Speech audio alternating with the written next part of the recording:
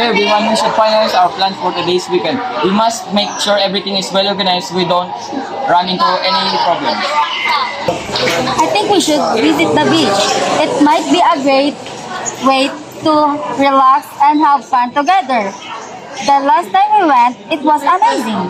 Sounds awesome, but we must check the weather forecast first. It may rain and we don't want to get caught by bad weather. We could rent a van so we can all travel together. That would be way more convenient than taking separate cars. That's a great idea. But we have to book it in advance. Vans can get fully booked, especially on weekends. We should also make a checklist of things to bring. Last time, someone forget to bring their charger.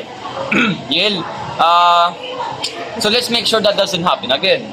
Hey, that must have been someone else, but fine, I will make sure to double check my stuff this time. We must pack sunscreen and extra clothes. The sun can be really hard and we don't want to get sunburned. We could also bring some games to play on the way. A road trip should be fun, not just us sitting in silence staring at our phones. True, we must take a lot of pictures too. This is going to be such an exciting trip. Alright, let's divide tasks. Who can book the van? I can do that. I will check for availability and prices later. I should take care of the snacks. May even bring homemade sandwiches. I will bring the speakers for some music. A road trip wouldn't be the same without a good tune. And I can handle the first aid kit and sunscreen.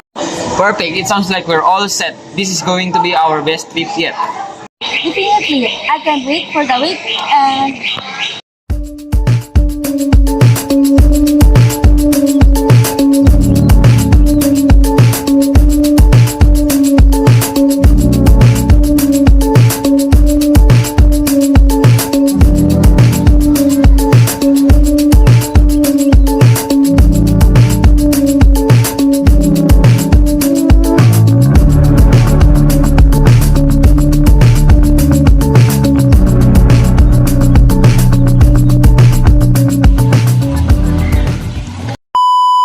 go.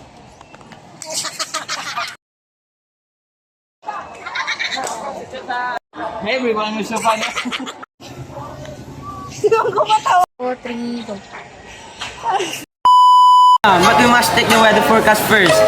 It may rain and we don't want to get bad haircut. Bad haircut.